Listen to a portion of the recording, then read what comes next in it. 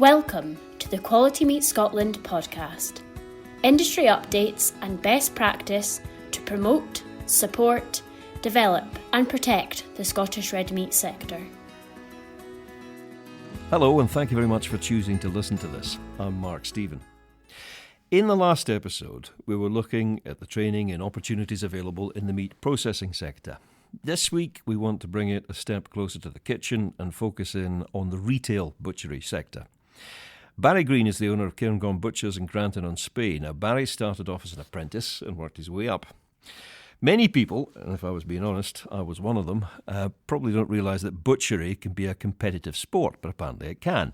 And a couple of years ago, Barry was Butchers' Wars champion in Perth. Later this year, he'll be a member of Team GB in the World Butchers Challenge in California. Gordon Newlands is Brands Development Manager at QMS. Gordon's responsible for managing the Scottish Butchers and the Scotch Chefs clubs. He spent 38 years as a butcher, owned his own business, and also started off as an apprentice. Thank you both very much for taking the time to do this. Thank you. You're welcome. You're welcome, Mark. I'm going to start off with you, Barry, on a complete tangent. What is Butcher Wars? Butcher Wars was a new concept of the competition that had been running in Scotland for years. They used to do the Scottish Butcher of the Year, and it was like a 2.5 hour competition. So I think they just wanted to kind of revamp it. I think the Butcher Wars had maybe been running in Australia and New Zealand, so they took it over here. It was like a quick fire competition. There was lots more competitors, and it was 45 minutes to cut and prepare your half carcass of lamb, loin of pork, and I think that was all we had to do. It was just a blur that day. You're actually probably underselling it. I went online and had a look at it. This is this cross between, I mean, obviously butchery skills, but it's like being mixed up with World Wrestling Federation and Stars in Their Eyes. I mean, it's serious razzmatazz. Yeah. Yeah, you come out through the doorway, and it was a bit like Stars in Your Eyes. There was smoke and music, entrance music. It was quite full on, and no sooner did it start, and it was all over. You know, so it was quite interesting. And I always promised myself I'm never doing another competition, but when that came round, I thought 45 minutes, I can do that. We'll give it a shot. And it was great. I really enjoyed it. You go in with a half carcass of lamb and on your shoulder. Over your shoulder, yes, exactly. Through the smoke, through the dry ice. But I mean, at the end of the day, you ended up with a table full of stuff that looked just fabulous. Yeah, it was quite amazing what you could put on show in 45 minutes. I was quite impressed with myself. I was actually a bit disappointed with my display because I didn't quite get what I wanted. You know, I let myself down a little bit, I felt. But I still came away with a trophy at the end of the day, so that wasn't too bad. Can't let yourself down too far. Yeah, but it was good. It was good. I really enjoyed it. But now we're saying we're going to go for the World Butcher Challenge. So yet again, I'm going to do another. This is definitely the last one. Honestly. It's too stressful. I don't know if I can take it now. Gordon Newlands is Brands Development Manager at QMS. I'm going to come to you next, Gordon, but I'm actually going to ask you both exactly the same question, just to see the comparison between the two. What, in your opinion, Gordon, what are the component parts that go into making a really exceptional butcher? Oh, right. That's a cracker of a question to start with, Mark. It is, for me, you have to love what you do in anything, in any role.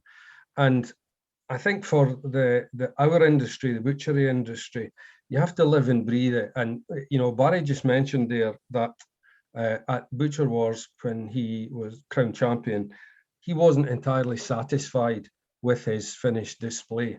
That just shows to me that the professionalism that Barry has wanted it to be absolutely perfect. And, he was disappointed with it. However, he still became champion. That is the level of professionalism that we require in butchery in the red meat sector in Scotland. And I think our young people coming into the industry, when they learn from journeyman butchers and business owners like Barry and others up and down the country, they can glean all that information and then become a fully rounded master craftsman. For me, that it's a combination of everything. They have to listen and learn and pay attention and hone their skills. It's like anything. You go into an apprentice engineer. You have to start at the bottom, same as the butchery industry. But you learn over time, and you then become that master craftsman. And in reality, that's what we are. It's always unfair doing it this way, Barry, because if you're asking the same, two people the same question, you're kind of sweeping up after Gordon now, trying to figure out the bits that Gordon hasn't already said. But I mean, what would you add to that? Yeah, I think you've got to be prepared to work hard and give up your weekends mostly, and have a bit of flair. You've got to have a bit of flair and just be really creative nowadays. Everything's so much different from when I started. You could put a bit of boiling beef in the window and the customers were happy. Not so much nowadays. There's so much more to it, and I enjoy that a lot more now. The value added products and the creative and the artiness of it all. I'm still enjoying that side of things. It's you just got to be prepared to work hard and have a thick skin as well. Why the thick skin? Who's going to have a go at you? Oh, there's always somebody wanting to have a pop at you, usually in jest, but you've got to have a sense of humour. I think that's an important part of it as well. Yeah. Being able to take abuse from some of the older generation that don't maybe think you're cutting the meat the right way, the way the old butcher used to do it, the way my boss used to do it. How did you actually begin, Gordon? I left school with no qualifications, unfortunately, so I wouldn't recommend that to anybody. But I was on my way down to join the army, to be honest, and there was an advert in the shop window as I passed, and I went in, and I started 2 hours later. And I remember going home to my mother and father saying, I've got a job and I'm an apprentice butcher, and they were absolutely delighted. And in those days, I think, a long time ago, I'm showing my age now, but in 1985, in those days, the emphasis was getting a trade. There was loads of apprentice joiners, bricklayers, bakers, butchers' jobs going, and those apprentice woolen mill weavers and things like that in the region where I live. And not so many people went to further education and university in those days, whereas now, the emphasis is on further education and university. And I think we're slightly missing the emphasis on the trades, because we need trades, we need engineers to fix our cars, we need butchers to feed the community. And that's what we do. We feed our local communities from the high street. And I started 2 hours later, and look, it's not an easy industry. You're working in a cold environment, but it is one that is very gratifying, that you can take a whole animal carcass and produce several hundreds of products and display them in a way that a consumer can think, oh, I really like the look of that, I'm going to buy that and have that for my tea. And that gives you a sense of gratification. For me anyway, that's what I liked about the trade, and that's why I kept my head down for 4 years, got through my SVQs, and eventually got my diploma. And that's for me, it's what I wouldn't have. There's a SDS always say there's no wrong path, and I firmly believe that. I wouldn't change my path ever, much as my father wanted me to join the army, but I would never change my path now, never. Looking back at your career, Barry, how important was your apprenticeship?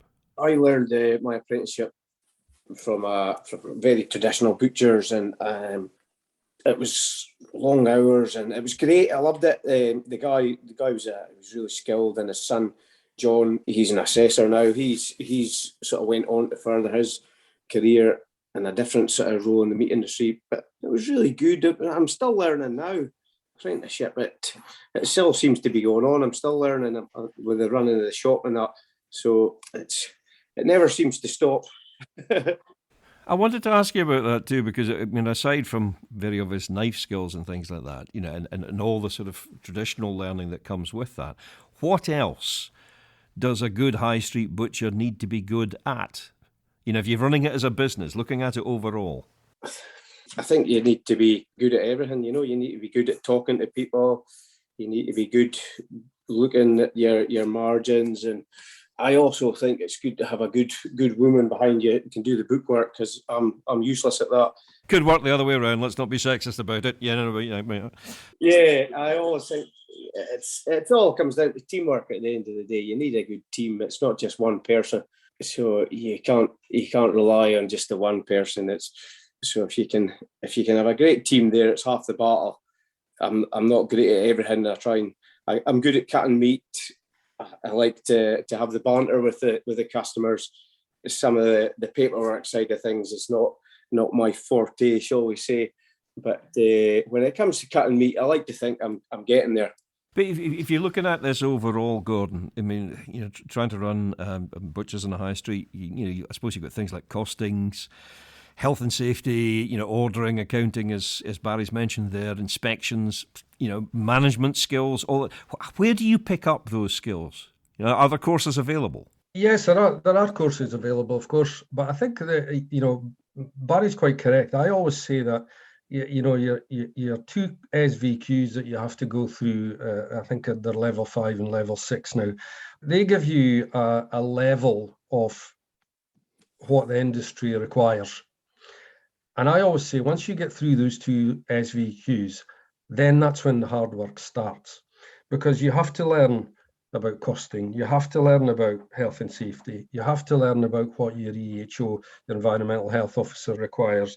You have to learn to fill in paperwork on temperatures of a roast coming out the oven or steak pies out the oven. For heaven forbid, we would never want to make our food unsafe to consumers. Communication with staff. There are all these things that they are available, through other organisations and QMS. However, I always think that the best way for a young person to ask is to ask the question. Ask their bosses if they see something that they've not learned before. And I'm exactly the same as Barry. I'm 54 this year, and I'm still learning the trade. I can go into butcher shops up and down the country, from Plymouth right up to Shetland, and I can see something being done a different way, and I always take a note of it, because you never know when that is going to come in handy. So this industry evolves. It's evolved since I went through my apprenticeship. It's evolved since Barry's went through his apprenticeship. And the big thing now for me is the digital aspect of butchery. The young ones, they're brought up with that is their life. I never had that. We never had mobile phones in those days. So I think the social media and digital aspect of butchery and industry is key to promote a business.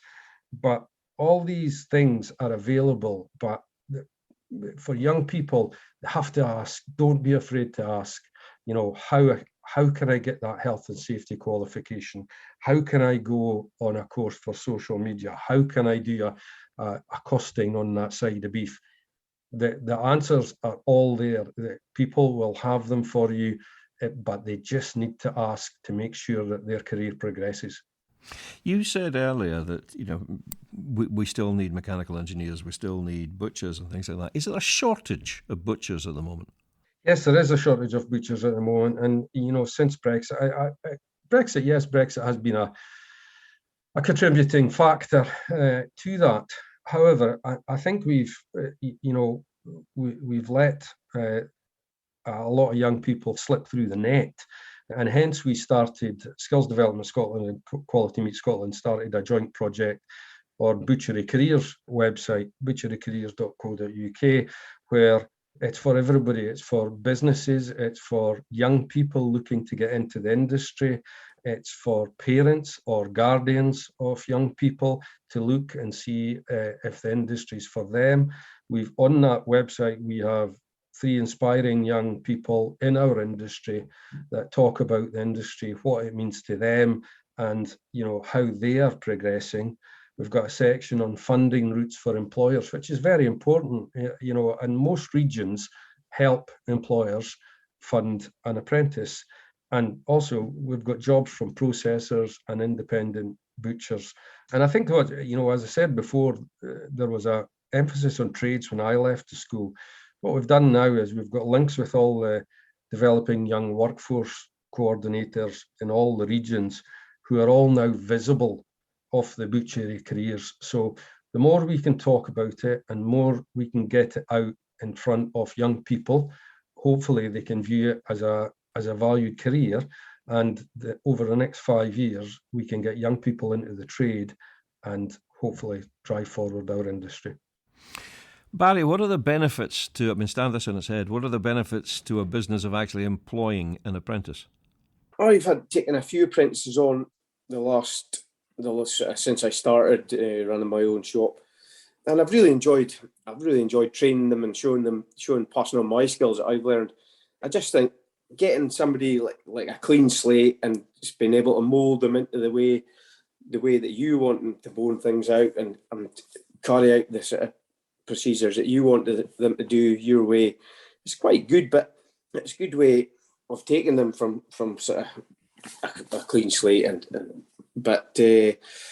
and you'll always get support as well from Craft Skills Scotland, financial support as well to help them pay for some of their training and that as well. So that's quite good for people that are struggling a wee bit, little smaller businesses, and that I find that we've put an older, more mature apprentice through the last couple of years, a woman who just was in her 40s. And she's been one of the best I've had. She had a background in chefing, so it's great to have that sort of side of things that she can pass on the cooking things to customers. And it's just been a sort of breath of fresh air, going from getting something who's getting a teenager who can, it's maybe not got bills to pay at the end of the day and things like that. It's a struggle to get them out at the weekends, but the older ones are showing their worth too. But no, that has been a bit of breath of fresh air, having a more mature apprentice. That's really interesting, actually, because before you mentioned that woman, I was thinking to myself, how has butchery actually changed? And the role of the high street butcher, because as you say, well, as Gordon was saying, if I look back to my childhood, stuff was kind of hanging in the windows, but there was no real artistry to it. Nowadays, it's almost as if it's like you're being a chef, but you're leaving the customer to cook it themselves. Yeah, very much so. Some of the things in the butcher shop windows nowadays, you just think, wow, it almost looks too good to cook with all the flowers and things that they jazz them up with now. But she's very good at that. I've got two lassies in the shop, and they're so creative, and some of the things that they do, they're giving the lads a run for their money. How have you noticed retail butchery changing across the years, Gordon? Well, as Barry mentioned before, we 1985, we didn't really have a value-added range in our windows. It was very traditional. We were in a small town in the Scottish borders, and although we sold a serious amount of produce, the value-added ranges didn't really come in until the sauce manufacturers and crumb manufacturers started being creative with the products.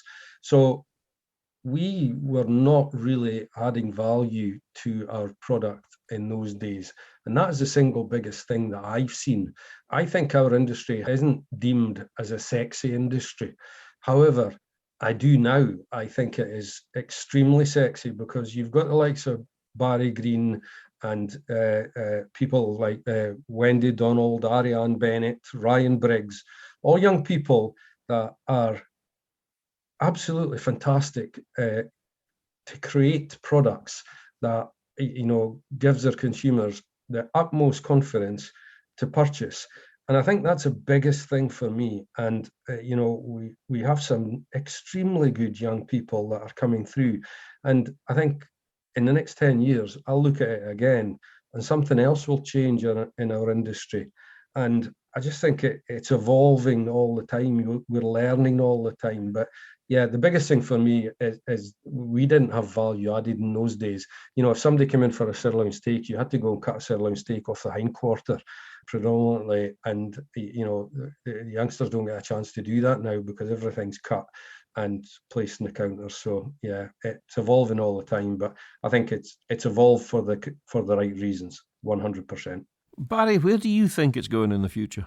A lot of stuff now is ready in the counter, ready just to take home, throw in the oven. Women are out there working, men are out there working. They come home and they just want to have something quick, easy, nutritional. I mean, I know sometimes they're pushing to eat red meat and that, but I mean, pushing to eat less of that. So we need to try and think about pushing more of our vegetables along, like side dishes, along with the red meat as well. We need to try and keep up with trends and things like that. I mean, we have a range of vegetables that complement the meat in our window. So we just need to try and keep evolving, as you say, with the changing times and the environment and all that sort of thing. We just need to try and keep up with the supermarkets and just keep beating them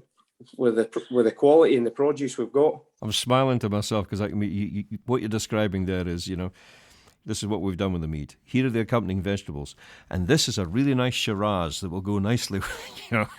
It's a kick in the backside off it, really, isn't it? It's not far away. We just want to come to the butchers and get everything, just slap it in the oven, and then that's you. That's what people want now. People don't want to come home and put in a bit of boiling beef and get the tatties on and all that. They just want to have as little to do as possible. And I think we're getting better at that sort of meal solutions and that. It seems to be going that way. I know more and more stuff in my window in the counter is just 45 minutes in the oven. There you go. That's it. That's your sweet potatoes on the side.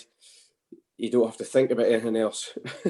They don't want to sort of think about how to cook meals that your granny used to do. But it does mean that you have to have people, behind the counter and, behind the scenes who are capable of creating those kind of meals so they can sit out front and be sold to the customer. But I started off asking you both the same question. I'm going to finish off by asking you both the same question. I'll go to you first, Barry, this time, though. What would you say to a young person listening to this who was considering a career in butchery? I would definitely recommend it. I mean, there's lots of career paths. Once you're in the meat industry, you've done your butchery, there's lots of careers or different moves you can make, like up into management, and you can travel. I've travelled a little bit. I went to Bermuda as a butcher. If you've got the right attitude and you're willing to work, your only limitations yourself, really. I mean, there's loads of opportunities out there in the meat industry, not just in a shop doing that sort of thing. I mean, the sky's the limit, really. In 20 years' time, these are the guys that's going to be running the shops and owning the shops, I mean, I never thought I would own a shop when I started. It was always my dream, I thought I'd really like to have a shop. And I've worked hard and I've achieved it, so there's no reason why all these youngsters can't do the same thing.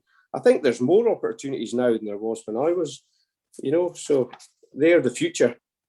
Same question to you, Gordon. Oh, absolutely, 100%. Like Barry, I'm passionate about the industry, and I think now young people have got such a fantastic opportunity if they come into our industry. It's on the cusp of something great again, and I think although it's a tough old industry, but if they've got that work ethic, they can get through their apprenticeship, go into the Scotch Craft Butcher's Diploma. There's manufacturing butcher's roles. There's front of house. It's not everybody that wants a knife in their hand, but if somebody's good with communication and consumers, front of house. We've had a young butcher in the past that has went on to become an environmental health officer. There's new product development. There's assessors roles, health and safety, abattoir, the processing roles, sales executives, new product development for sauce and manufacturers. So if I had my time again, would I change it? Not a chance. And I would recommend it for every young people out there as a valued career. Stick in, keep the head down, and as Barry said, they can travel anywhere in the world and make a good living. Butchers will always be wanted in this world. There is nothing surer about that. Gordon Newlands and Barry Green, thank you both very much for your time. No worries, Mark. Thank you very much. Cheers, Barry. Cheers. If you've just caught up with this podcast series, then it's maybe worth saying that it's been, to be honest, Gordon more or less sort of enumerated all those things we've been talking about over the last 5-6 episodes about education, training, continuing personal development, and the many opportunities you can find within the red meat sector. We've covered a lot of ground, so you might find it worth your while to check out the other 5 episodes. I'm Mark Stephen. Until the next series, thanks for listening.